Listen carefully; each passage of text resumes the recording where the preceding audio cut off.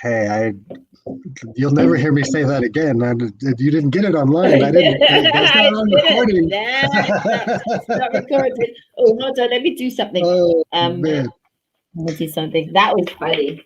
the greatest thing Let's about have an podcasting with your idea. friends is that you can talk in StreamYard. You can talk inside the studio before you broadcast it to everybody else. And get ready. You know what I'm saying? So I was What's just that telling you them that. say? I was just telling them it's StreamYard is so awesome because you can jump in and actually start talking and not be broadcasting, and that's not how your Facebook Live works.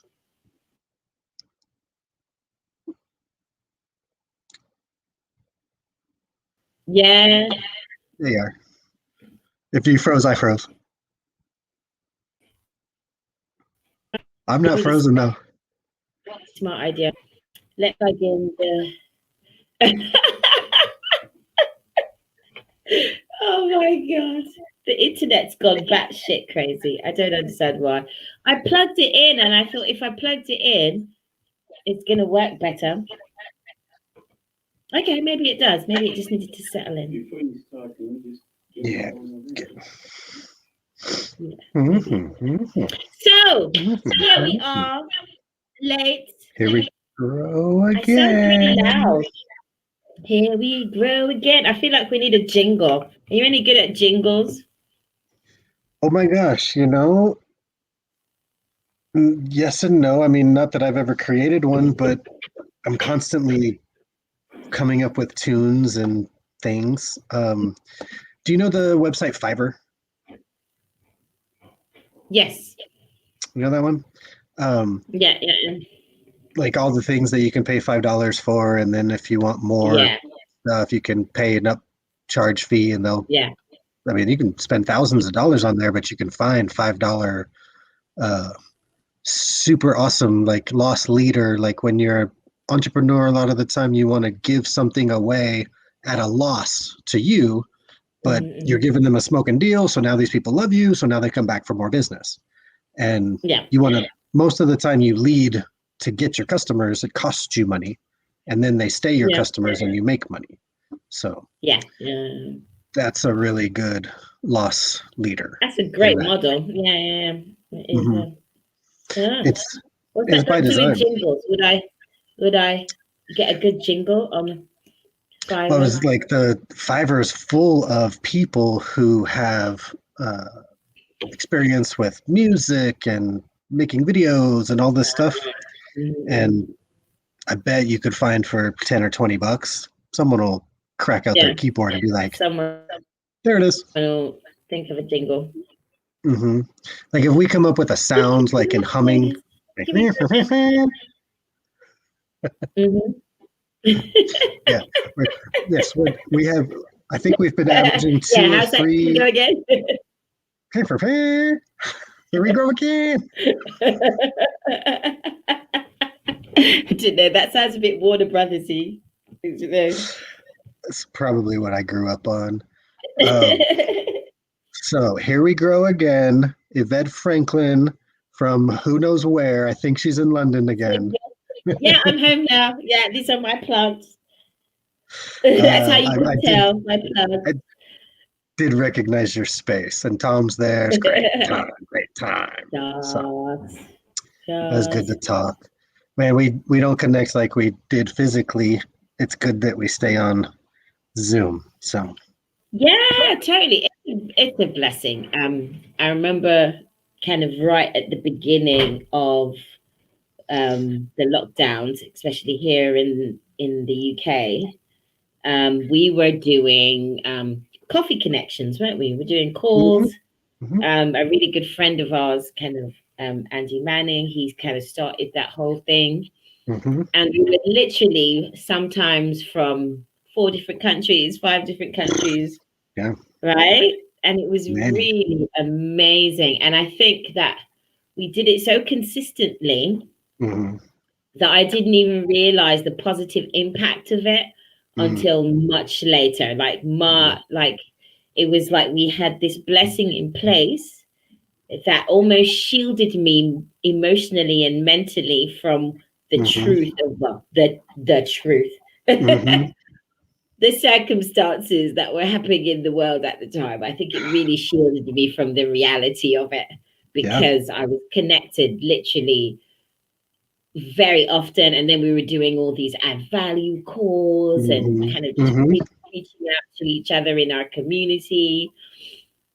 And that was so valuable. I had I literally didn't connect to it probably till, probably close to the end of the year, that I was like, wow, that was such a blessing. And then because of that, I started doing calls with like my family. So with my mom, my best friend, my business partner, kind of like the orphans that we'd formed a little family together, So my orphan family, we had a coffee call like every morning, regardless of where we were and stuff. And it was just always just a check-in and a giggle and are you getting out of your pajamas today, or are you staying in them? Right. I've been toying with the idea of opening my Zoom cafe back up and doing it again.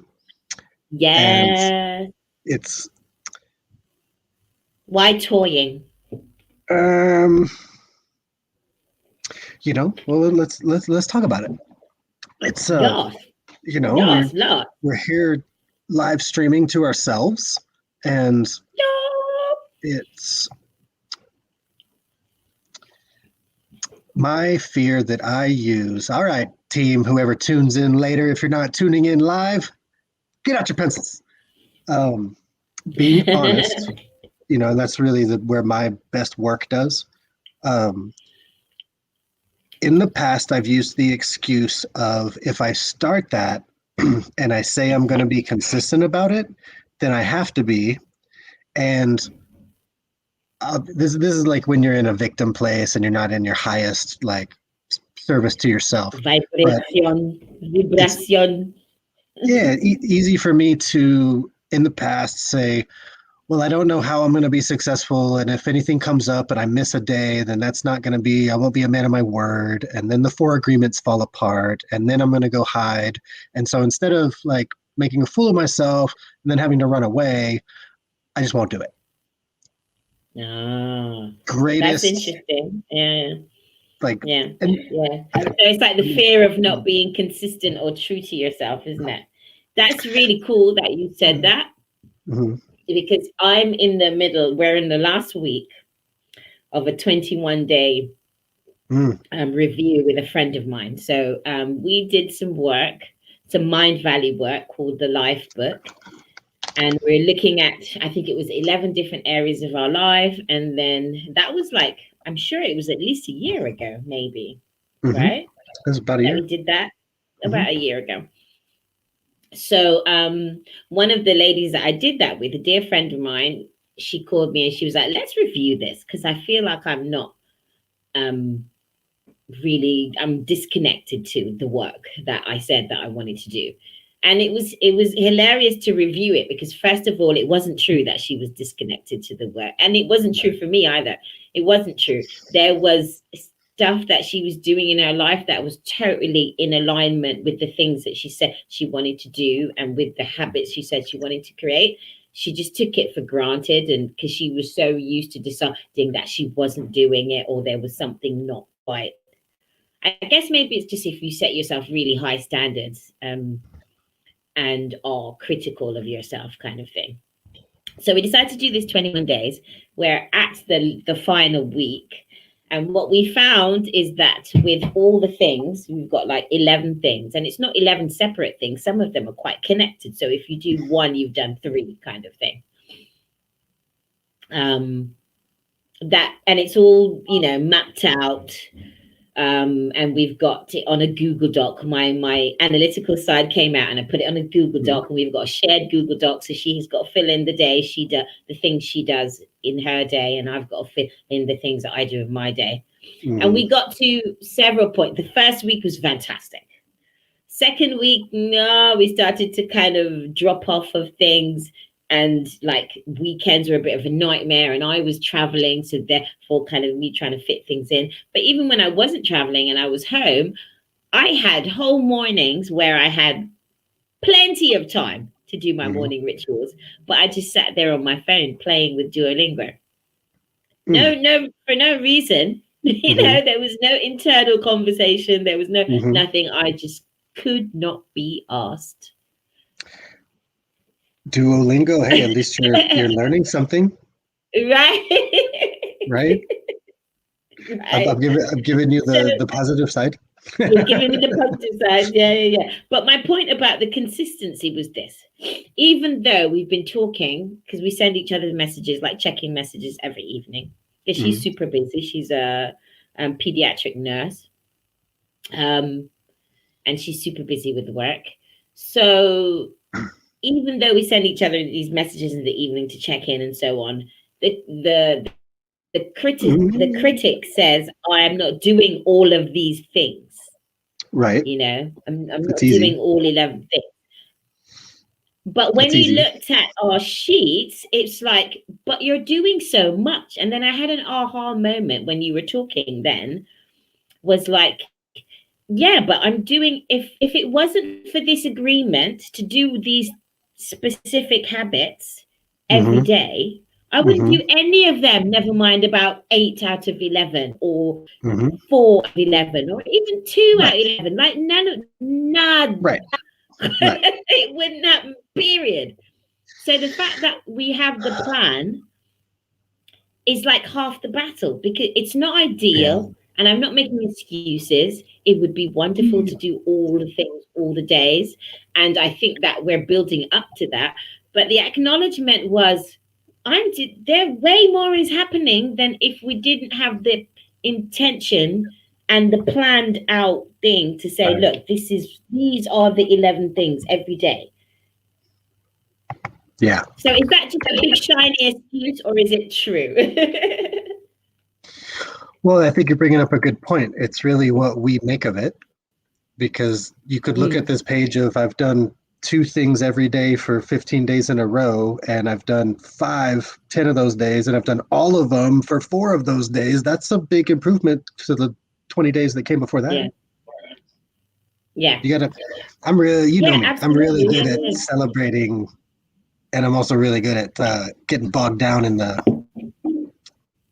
11 that I missed, you know? yeah. Right. Yeah, So let yeah, me ask, yeah. let me ask you a Yeah. question. So I hmm know a vet is my, you know, you got your inner circle, and then you got like the one that's like grown into the DNA family. That's like a vet. So like we can't get apart anymore.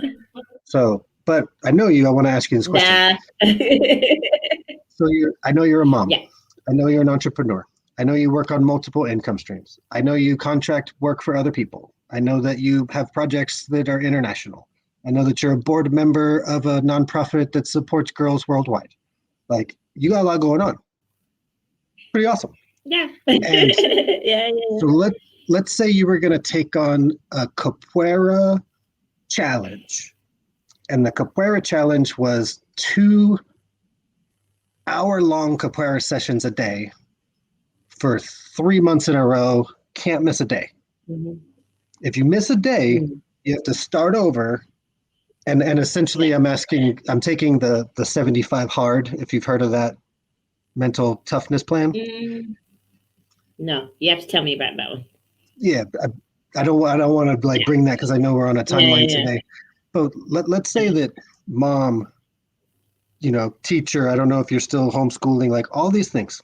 Um, hmm Now you're going to add not just a weekly or twice a week capoeira, but you're going to have a morning workout, an afternoon or evening workout. The workouts have to be hmm separated by at least 3 hours, Right, right. and you need to do that and keep everything else, all the balls juggling. And you can't Mm. fail. And you want this because capoeira is your thing. If you do 2 hours of capoeira Yeah, every day yeah. for 90 days, you're gonna be a different person.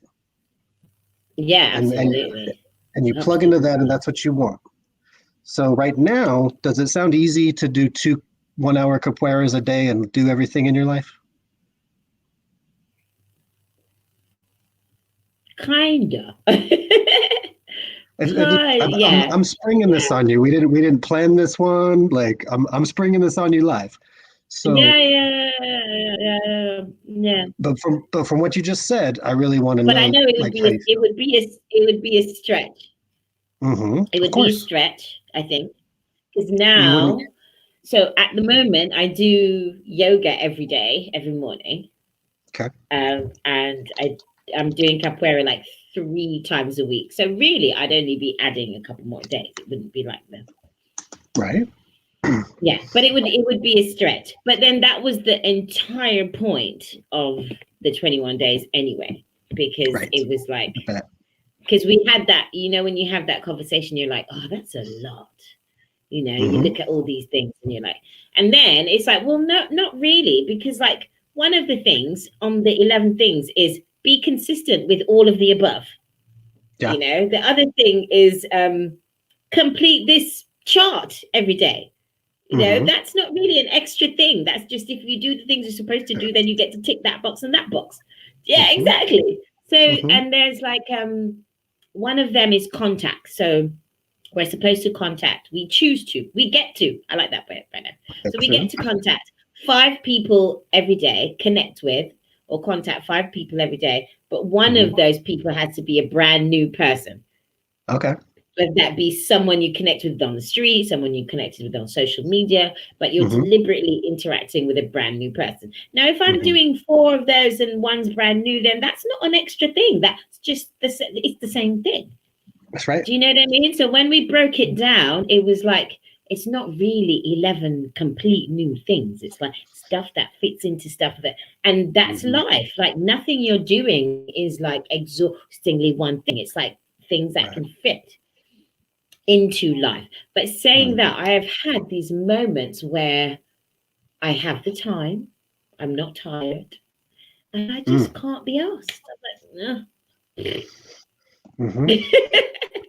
So And we've been trying to figure out what to do with ourselves when we're in those moments right. and how we reconnect to what we want to do, how we change our state, how we lift ourselves out of Yeah. that. And it's all stuff that we know how to do with tools to do these things. But at the same time, it so happens that we're like, it's still I don't want to say struggle. It's really a struggle. It's just Mm-hmm. no, because it's not a struggle. Because I'm not here going, oh, I'm just here kind of questioning. It's a questioning of, yeah, Mm-hmm. how do I reconnect to this stuff to actually Mm-hmm. do it every day? So it's an interesting time to figure out, yeah, how Mm-hmm. do you do this? How do you get yourself going when you just can't be asked? Not because you don't have the time, not because you don't have the energy. And that's my personal experience. It's not because I don't have the time Mm-hmm. or I don't have the energy. I just can't be bothered.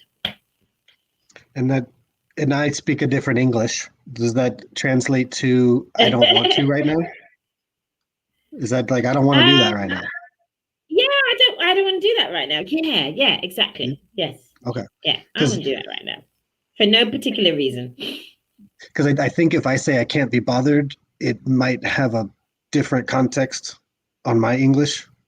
Not that we're that far apart, Okay. but what Yeah, I've been yeah, yeah, worrying, yeah, if yeah. anything, you're my very best friend. Like if anything, I've been like, man, I've heard you say I can't be bothered. Is that like it's gone and it's never coming back? Because I hear you sometimes say, oh, right now about that thing that I know I'm gonna do later, I can't be bothered. Mhm. Is it Yeah. putting it in a place where it's never coming back, or is it really in a healthy like timeout? And I don't know, Ooh. Ooh, that's a good question. I you know. don't even think it's that complicated, Jonathan. I think it's Ah, because it's so like it's almost like a childish nah. That's what it is. It's like a nah, mhm. nah, right, That's why I nah. asked. It It's was not just even I don't want to do it. it's not even yeah, it's just like I don't want to. Like it's not even Hmm. there isn't even a attachment to not wanting to. Do you know Yeah, what I mean? yeah. It's just I don't want to. Yeah. There's no. It's not in the realm of possibility right now for me. Yeah. Maybe. Yeah. Maybe. This Yeah. is me. I think the most important thing, world, is meeting people where they're at. Yvette is great at meeting me where I'm at, and this is me asking questions to make sure I'm meeting her where she's at. Right. Yeah. Without that, there's no growth ever. That's my opinion, and I'm not the professor of growth, but we always grow here. Oh, absolutely. Yeah. So that's Absolutely. side. Yeah. The reason I ask is because I'm not a parent. I don't have certain time restrictions on my time that a person raising children does. Being a board member of the charitable organization Global Girl Project, like it takes time. Like you really have a huge heart. If I was just curious, because I've seen you in a total transition. You're like, I'm getting into capoeira again. My body feels great because I took this time off and I healed. And Yeah. because I remember you were saying, oh, I can't go to capoeira all the time because my knee hurts, but I haven't heard you say anything about your knee since Brazil. No, not at all. Yeah, definitely. It's been a complete turnaround because I completely changed my.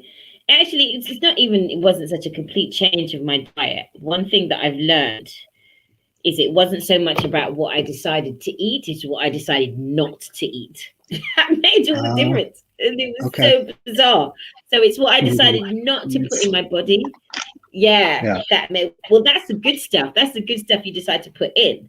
But what made the actual change initially, so that whoever ends up watching this has background. When I had this knee pain and this knee injury for about 4, almost 5 years. It took me ages to get scans, and doctors were just not being very helpful.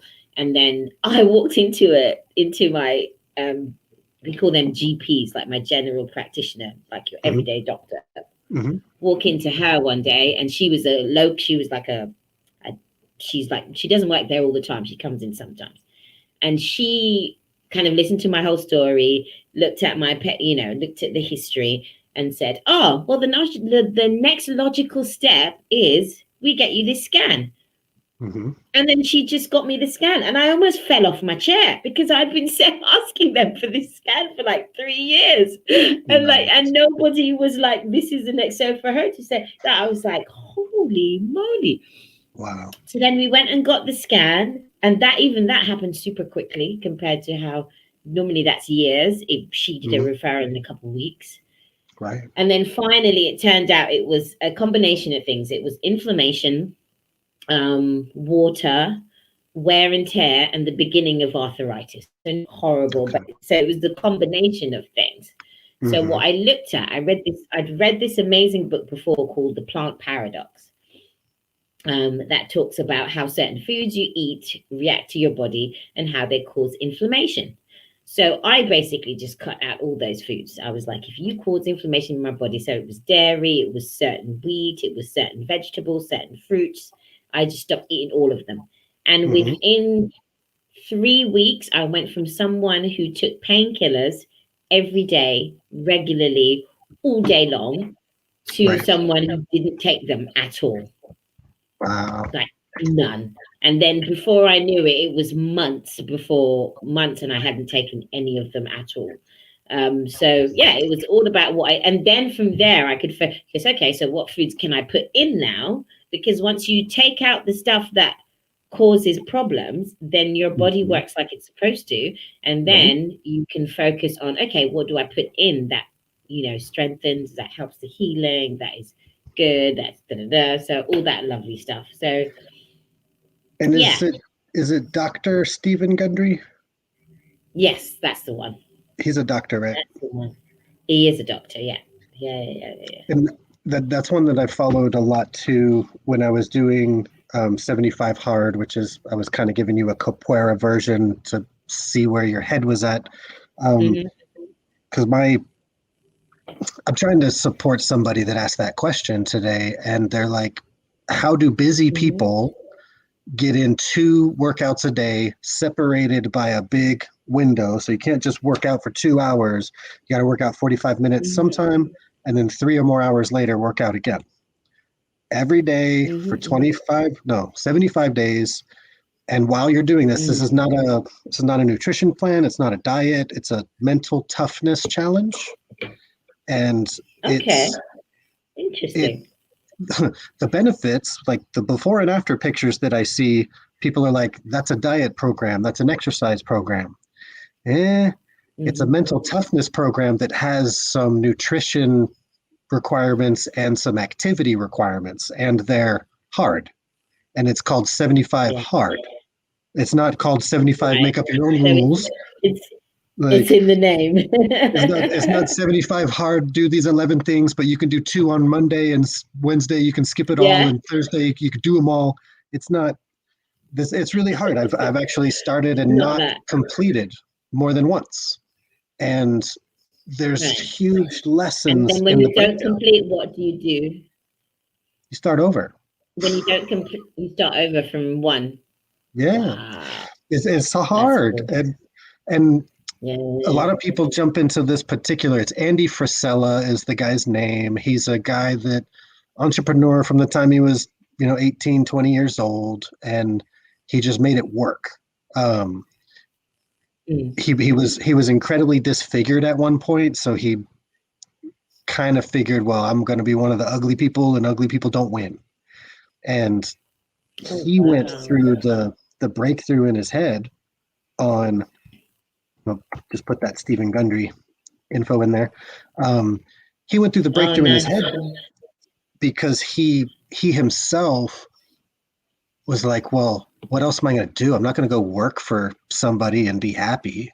Like, I must figure this out so I can be my own boss, employ people, because in reality, and this isn't what they taught me in school, but how I understand the world now is the more people I employ, house, and feed, this is how my bank account gets commas. And you can feed people in the charitable way, buy the food, give it to them, but give them a fish, they eat a day, teach them to fish, they eat all their life. So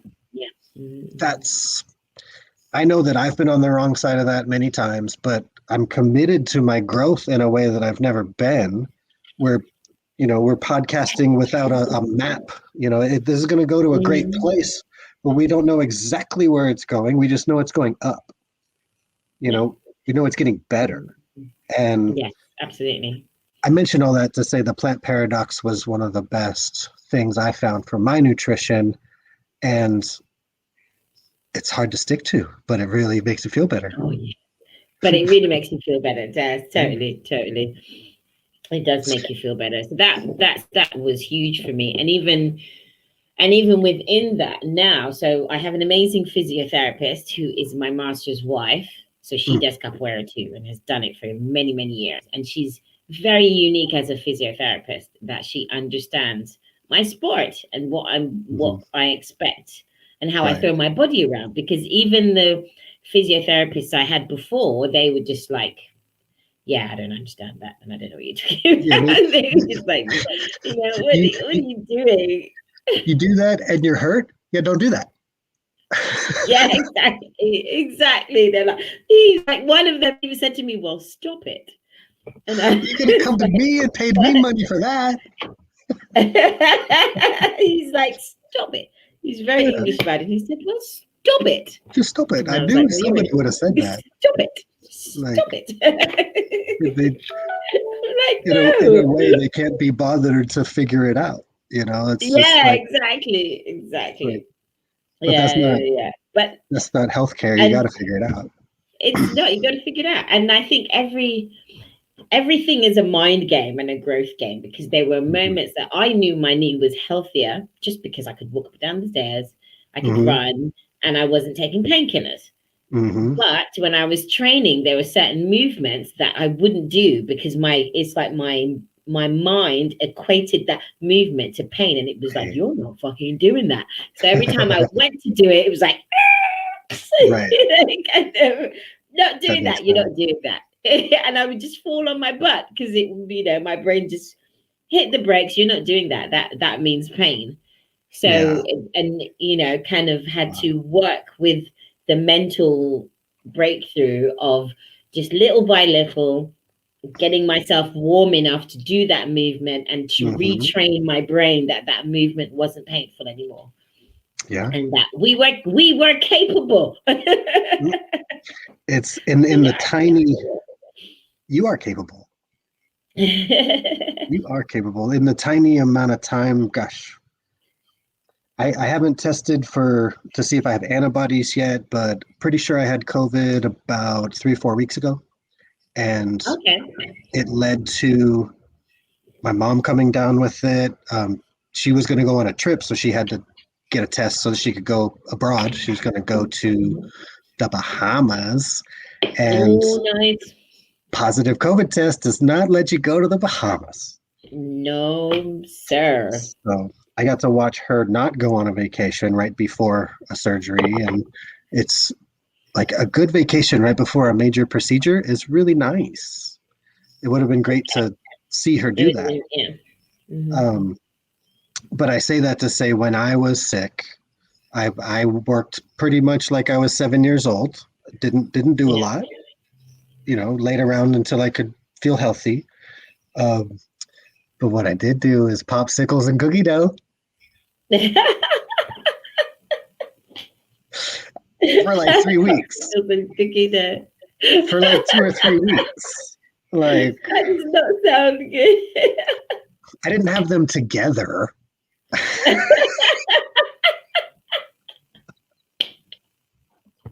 It sounded like you had them together. I could just see you picking out popsticks and cookie dough. I'm like, oh my God. Yeah. They're like proper. there's a meme. Thank you for that. It could always be worse, folks. It could always be worse. There's a gif of like an actress who's just like eating ice cream and going, we ran out of spoons. Yeah. So I use popsicles. Oh my God. I'm cheering that's so funny. That was good. That was the perfect, like, what do they call it? The pattern interrupt. That was the perfect interruption of what I was doing. But I did, I know that it wasn't weight that I was going to keep on, but I was like 15 pounds heavier after a few weeks. And shoot, look back at the last 2 podcasts. My face is thinning out again because I've refused to make those pounds mine. Stuff in anymore. Well, I can still have popsicles and cookie dough, but now I'm active and I'm working again, and I'm getting out of the house. I'm taking the trash to the dumpster. Like that's I wasn't doing that. I was sick. I mean, COVID's no joke. I need to confirm that I have antibodies to make sure that it was COVID. Otherwise, I had the flu. But I got sick, and then my mom got sick, and then she tested positive. Yeah, she tested, right. So it kind of makes sense, yeah. Most likely. Right? Yeah. Most likely. But just the last 2 weeks, I've working my butt off, playing a little catch up, dropping the weight again, and now I'm 15, 20 pounds lighter than I was on my cookie dough. My knees don't hurt, but they were hurting 2 weeks ago. Yeah. Yeah. And that's what it is about. Just, I think people overcomplicate what it is, when your body gives you pain, or when because it's just telling you something. It's telling you, stop putting this shit in. And if you stop putting, it's like if it's you just stop taking this stuff, it makes life better. It makes things better. So it's a good thing. It's a good thing to be able to listen. Yeah, exactly. Listen to your body and what it's trying to tell you. I've realized most of the time that I'm hungry, I'm actually thirsty. Thirsty, yeah, I know that one too. That's a big one. I've heard that forever. Now it's a reality for me. It's like, let me have something to drink first and then figure it out. If I'm opening the fridge, let me have water. Like, it's almost that should become the Pavlov response. I don't have it plugged in quite good, Yeah, but quite. Yeah. but it's getting there. But if I Yeah, think I want to go look for food, let me have water and then I'll go yeah, look. That'll be the yeah. next. That's this week's plan. That's what I did today. I made 2 little green smoothies and, Hmm. not using yogurt or anything. It's just water, protein, green stuff. Yeah, yeah. Let's do it. So it's like consistency is the key to everything. Hmm. But I think that we can acknowledge that within that consistency, if you miss a day or two, as long as you get back to where you need to be, then it's okay, right? Absolutely. That reminds me of something that I heard somebody that used to work for Weight Watchers. I was listening to on a podcast this last week, and Mhm. at Weight Watchers, they weren't able to support people in every way that they now do. So they learned a lot, and they now created their own healthy space. Um, Right. they said exactly what you said in this way. She sees people all the time. You have 100 points on Weight Watchers, and you got to make sure you eat within your points every day. And then once your points are gone, you're done with food. Like, just wait till tomorrow. And Yeah. she said it's not about the people that are hitting 93 points today or the person that hits 107 points today. Like, you're within like 10% of this window. You're doing great. Like, 93 is Mm. awesome. 110 is awesome. Like, you're really close. Just Yeah. tomorrow, be as close as you can be. But the people, and I've done this, it's, oh, I didn't hit the mark. I'm supposed to do 100. I got 101. I failed. Popsicle cookie dough, popsicle cookie dough. Yeah. And now I've had No, 250 points. no. No. The Yeah. 250 point day, when you go, Yeah.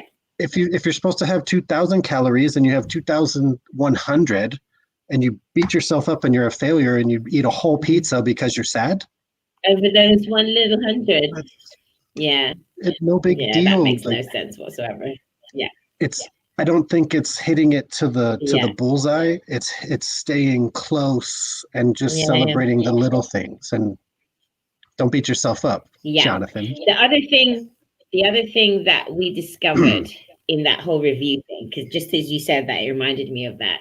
Sometimes that moment that you criticize yourself and then Mhm, you do something because you feel sad and the guilt and the mhm, shame and the whatever, mhm. that behavior is part of the procrastination. It becomes part of it. It becomes part of the I'm not doing this, but now I have a legitimate excuse because I'm sad because I'm a failure. So you Right. end up feeding that spiral by Mhm. yourself for yourself with nobody else's fucking help. It's Yeah. insane. And it's you So, who yeah. cares? Yeah, who cares? So what I think one of the lessons that these 21 days has taught me, and I've actually caught myself doing it, was when I am in that moment of I haven't done what I said I wanted to do today, and I'm okay about it. Um, and I'm not going to make a big deal about it, and I'm not going to get sad about it. Yeah. I put it in my journal, because I have to journal every evening. I get to journal every evening, and I think Mhm. that one thing has made a huge difference because it enables me to go back, to go forward every day. So every Mhm. day, and I'm not taking yesterday's failure or shame or guilt with me because Mhm. I didn't give it any space. And I think Mhm. that for me is a huge shift of just Mhm. not giving that sadness space, because I would take even longer to get back on the line if I Right. allowed that sadness space. So that Right. that's been a huge kind of, oh, that I didn't only understand it intellectually, but I caught myself doing it, going, yeah, Mhm. we're not gonna drink a whole bottle of wine because of that, because it's not a Ah, bottle of wine worthy. not the whole bottle. Not a whole bottle, no.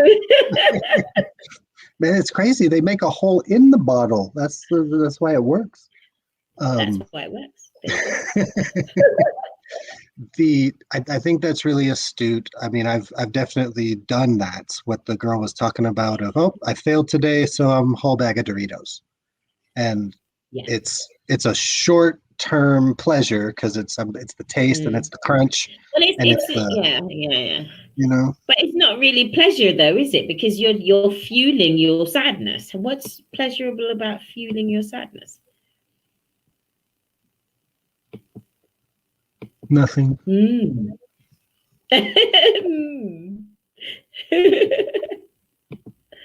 So Sometimes we do that. I was at a mentor's house, amazing guy that you know as well, Wayne Nugent. We went to his house, and I was so kind of starstruck at being at his house, and he was so generous and such a great host. Ate his food, drank his wine, and sat in his pool house kind of bar thing. And the one thing he said that stuck in my mind forever was, if you consider the negative thoughts or emotions or things that you hang on to, like weeds in your garden, nobody in their right mind who wants to have a great garden waters the fucking weeds. You don't water the weeds, so stop watering the fucking weeds. And I was like, whoo, don't water the fucking weeds. Like you said earlier, like it's not that complicated. It actually can be really simple. It's not that complicated. It can be. It can be. In a kind of closing note, because I know you got to run. Yes. When I was a homeowner and I had a yard, I would watch everybody pay other people to come and treat their yard once it had a bunch of weeds. And then it would take a month or two for it to return from this brown place to green. And it's like, big transition versus me every morning, take the dog out, pull 10 or 12 of them. And I never pulled them all, but I pulled them constantly. And I need to bring that into my personal, my mental space, because that's a really great share from Wayne. As I have this feeling and consistency, you pull weeds every day. If you don't pull weeds every day, they take over. Yeah, they'll take over your garden. Yeah, absolutely. So as much as it's good to go out and do a huge one every spring right before you replant, it's really important to go out and pull 2 or 3 every day. Yeah. That's me. Here we grow.